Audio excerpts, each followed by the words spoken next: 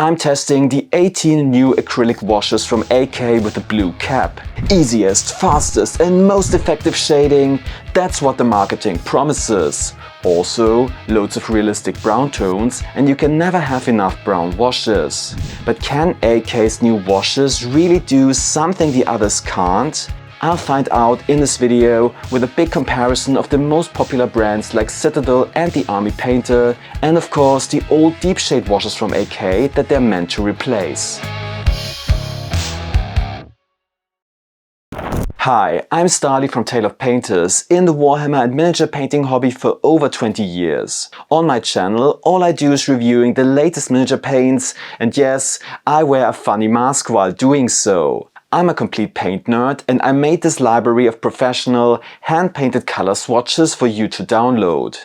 In this video I've got 3 things for you. First, I'll walk you through all 18 washes from AK's new Acrylic Washes range. I'll share my experiences and tell you what I liked and what I didn't. Second, I've got a comparison of the most popular brands out there and the previous generation of deep shade washes from AK. Third, you get my conclusion and a recommendation, so you know at the end of the video whether the washes might be an upgrade to your paint collection or not. Because hobby time is far too precious to waste with subpar paints, right? Okay, before we start, here are some brief hard facts. The new 2026 acrylic washes in dropper bottles replaced the older deep shade washes that came in jars. I also made a video about those on the channel.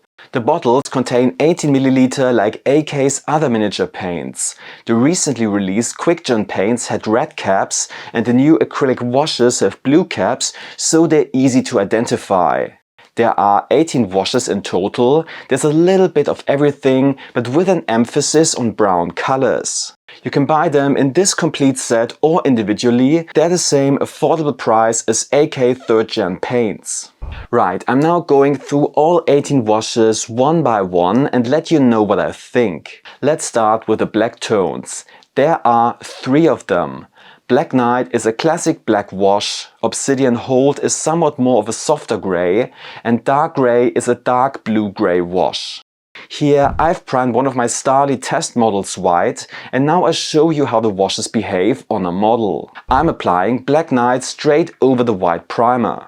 I think the wash flows well into the crevices of the sculpt. The viscosity, meaning the fluidity of the wash, is balanced, I would say. The current Citadel shade paints and Warpaint's Fanatic washes have a somewhat higher surface tension, so they're a bit runnier. Don't worry, I'll do a comparison later in the video with the brown washes. And here's the result. The washes settled nicely into the recesses, bringing out plenty of detail, and the staining on smooth areas is not too bad. The finish is a soft matte, not completely flat, but still quite matte. Actually, the finish is identical to QuickGen, which is AK's contrast and speed paint-like one-coat paint. I'm very certain that the new washes are based on the QuickGen formula. QuickGen comes in 3 intensity levels and the low-intensity QuickGen paints feel pretty much identical to the new AK washes. Here you can see a comparison of Obsidian Hold and Space Gray. Obviously, the color is different, but finish and intensity are pretty much the same. Okay, now we know how the washes perform, but I promised you there would be loads of brown tones, so now we're looking at those more closely, and I'll also do a comparison with Citadel, Warpaint's Fanatic and Pro Acryl washes. Let's start with the light brown tones. Dirt Veil is a light beige wash, quite soft but has opaque pigments mixed in. Then we have 2 rust washes. The lighter one is more of an orange sepia tone like Seraphim Sepia from GW, and then there's also a darker version. I'll show you the standard rust wash on a model. As you can see, it's a quite realistic hue of orange and brown. I find this color perfect for rust effects because while it's orange, it's not too orange. Then we have Hazel Brown and Sepia Filth, 2 light, medium warm brown washes. These 2 are almost identical. Hazel Brown is only marginally lighter. You probably don't need both washes. I reckon I would go for the slightly darker Sepia Filth. It's probably the best option for Caucasian skin in this set, as there's no classic reddish brown flesh wash like Reichland Flesh shade. Crimson Veil might be the closest thing, but it has a stronger red tint, so I would rather use it for shading red than flesh tones. Then we have 3 more dark brown washes in the range. First, Rodwood Brown. This is supposed to be AK's answer to Acrylic Earthshade, probably the most popular wash in the Citadel range. I compare this on test models for you in a moment. Then there's Wood Grain Wash, which is a somewhat more reddish brown, also very well suited for dark skin. Last but not least, Pure Grime, which is more of a greenish brown mud color. Now, before we get to the comparison, let me say that pretty much all of the brown AK washes are useful and quite distinctive. For years I've been testing all the new hobby paint releases, and while there are already many brown washes out there, AK has managed to find some new brown hues that other manufacturers don't have. And you can never have enough brown washes, right? So if you already have a lot of browns in your collection and are wondering which of the AK washes would be a good addition, take a look at my 11-in-1 acrylic washes chart. There I have professional, hand-painted samples from pretty much all hobby paint brands, including Games Workshop, Army Painter and Vallejo washes. The new AK washes are included in a free update if you already own the chart. I'm also adding the washes to my AK 3rd Gen swatch for free. If you don't have the charts yet, please have a look at my Patreon. With my swatches, you will never have to accidentally buy the wrong colors again.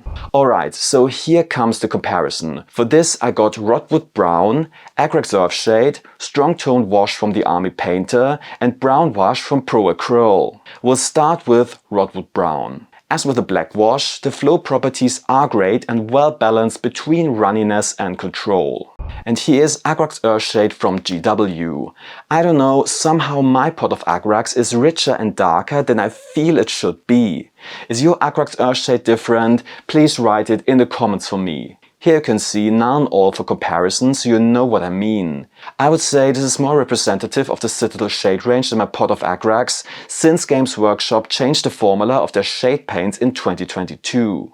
Next for the comparison, I've got Strong Tone Wash. The Warpaint's Fanatic washes flow almost by themselves into the recesses. Finally, Brown Wash from Pro Acryl. I have to work more with the brush to guide the wash into the recesses. Brown wash has more body and is comparatively thicker. Here are the results. Rodwood Brown has a very similar tone to Acrylic Earthshade.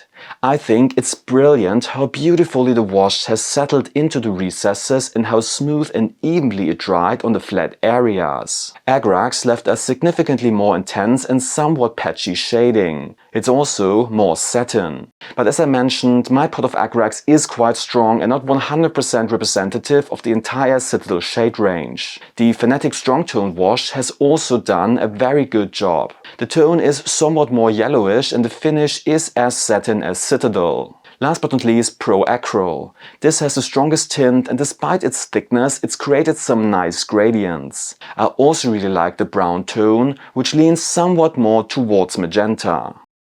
Now you know how the AK washes compare to the other brands. A more matte finish and a balanced shading profile. So far so good, but there are still the more colorful washes and the question of how the new AK washes perform compared to the deep shade washes they're replacing. I'm testing that now and at the end of the video I give you my final verdict of the range. So for the colored washes we have a somewhat limited selection. There is Carmine Dawn, a bright pink wash, Invocation Purple, a purple wash that is somewhat more muted than Druchii Violet. Then Blue Moon, which is very similar to Drakenhof Nightshade. Verdigris is a light blue-grey, rather muted compared to other verdigris washes on the market like Nihalak Oxide. Putrid Green is a cold green wash. It goes in the direction of Celia green shade and then there's a warmer green wash too. Now, if you've used the old deep shade washes from AK, you might have noticed that some colors have been carried over in the new range. I'll test now whether there are differences between old and new. Let's start with the old Blue Moon, which was a relatively light, soft blue-grey. And then the old Carmine Dawn, a very intense pink. Now come the new versions. You can already see when applying the new Blue Moon is a much darker blue. And the flow properties of the old washes are different. As I mentioned, the new washes are more like the low intensity quick-gen paints. And here they are in their dried state. As you can see, the old and new washes are indeed quite different. This carries through to the other washes with the same names. For example, the old Black Knight had a black-brown tone, whilst the new Black Knight is a pure black. So if you enjoyed using the old deep shade washes, you should stock up now while there is still remaining stock available. By the way, my 11-in-1 acrylic washes chart and the AK 3rd Gen chart also contain the old deep shade washes, so you can compare old and new yourself. Let's get to the verdict. Are AK washes a genuine upgrade for your collection? Who would I recommend the washes for and who not? Should you subscribe to my channel for the latest paint reviews and give this video a like? Yes, you definitely should. So, if you have Citadel shade paints and Army Painter washes and you're looking for something with a more matte finish and a bit more grip, then you should definitely give the AK washes a try. They're a bit like the old Citadel shade paints before they changed the formula, although I find the AK washes flow even better. And if you liked AK's quick-gen paints, you'll love these washes too.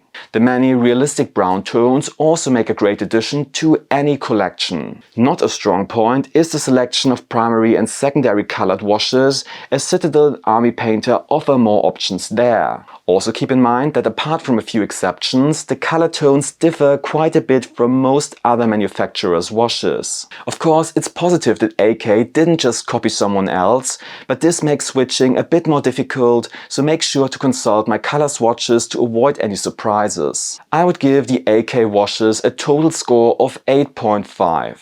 I personally still prefer the current Citadel shade paints most, because I want washes that only shade the recesses with the least amount of tint to the raised surfaces. Otherwise, I would use contrast or speed paint.